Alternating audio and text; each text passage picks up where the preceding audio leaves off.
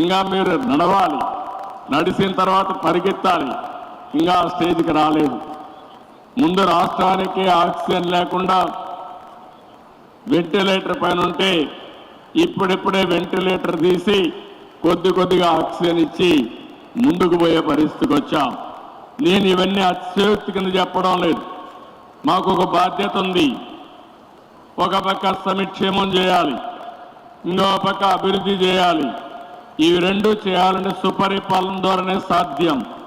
ఈరోజు ఇక్కడికి వచ్చాను, కానీ టైం చాలా టైట్గా ఉంది. కానీ ఒకటే ఆలోచించాను, నిర్మాణ రంగం కుదేలైంది. ఈ నిర్మాణ రంగానికి చేయూతనివ్వాలి. ఒకసారి కాదు 100 సార్లు ఈ విధంగా మీ దగ్గరకు వస్తే తప్ప మీలో శక్తి రాదనే ఉద్దేశంతోనే నేను ఇక్కడికి వచ్చాను. అండగా ఉంటాం, అన్ని విధంగా చేయూతనిస్తాం.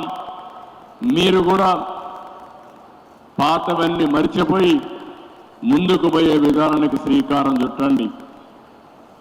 ఈరోజు మీరు చూసినప్పుడు 14-19లో కియాన్ తీసుకొచ్చాం.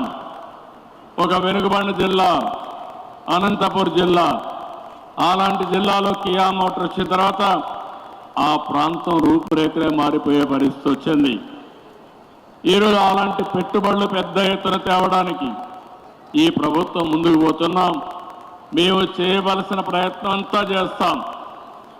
నేను ఇంకో పక్క మీరు చూస్తే ఇయర్ ఆన్ ఇయర్ రాబోయే 2047 వరకు 15% గ్రోత్ రేట్ పెట్టుకున్నాం.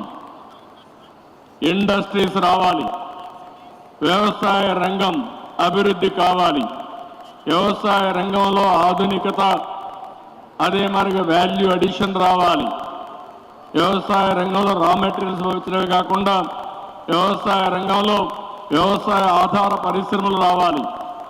ఇవన్నీ రావాలంటే మళ్ళా ఇన్ఫ్రాస్ట్రక్చర్ డెవలప్ కావాలి. ఆ ఇన్ఫ్రాస్ట్రక్చర్లో construction infrastructure major role play చేస్తుంది. దీన్ని ఈరోజు గుర్తించడం కాదు, 95-96 నేను గుర్తించి అప్పట్లో నేషనల్ అకాడమీ ఆఫ్ కన్స్ట్రక్షన్ తీసుకొచ్చాను. ఇప్పుడే మీ ప్రెసిడెంట్ గారు హరిబాబు గారు చెప్పారు మేము స్కిల్ డెవలప్మెంట్ చేస్తామని. నేను ఆ రోజే నేషనల్ అకాడమీ ఆఫ్ కన్స్ట్రక్షన్ పెట్టి తెలుగు వారు ఎప్పుడు కూడా కన్స్ట్రక్షన్లో ముందు ఉన్నారు. దేశం అంతా కన్స్ట్రక్షన్ అంటే మన కంపెనీలో ఉన్నాయి, కానీ మనలో కూడా ఇంకా మేషన్స్ కానీ కార్పెంటర్స్ కానీ లేకుంటే వేరియస్ కన్స్ట్రక్షన్ వర్కర్స్లో స్కిల్స్ తక్కువ ఉన్నాయి. ఈరోజు మోడర్నైజేషన్ వచ్చింది, మోడర్న్ టూల్స్ వచ్చాయి, ఎక్విప్మెంట్ వచ్చింది. మనం అవన్నీ ఉపయోగించుకొని స్కిల్ డెవలప్మెంట్ చేస్తే వారు చెప్పినట్టు 500 రూపాయలు సంపాదించే వ్యక్తి 1500 రూపాయలు సంపాదించే పరిస్థితి వస్తుంది. అంటే 3 రెట్లు ఆదాయం పెరగగలిగితే దీనివల్ల అనేక విధాలుగా ఎకానమీకి ఒక బూస్ట్ వచ్చే అవకాశం వస్తుంది. నేను ఇలాంటి వినూత్నమైన ఆలోచనలు కూడా చేస్తున్నాం. ఈరోజు మీరు చూస్తే మనమందరం కూడా ఒక విషయం గుర్తుపెట్టుకోవాలి, ప్రపంచం మొత్తం డేటా అంతా ఉంది. భవిష్యత్తులో డేటా అనేది ఒక పెద్ద ఆస్తిగా తయారవుతుంది. ఎప్పుడైతే డేటా ఉందో రియల్ టైంలో సెటిలైట్ కానీ లేకపోతే డ్రోన్ కానీ సీసీటీవీ కెమెరా కానీ సెల్ ఫోన్ ద్వారా రియల్ టైం ఇన్ఫర్మేషన్ గ్యాదర్ చేసే పరిస్థితి వస్తుంది.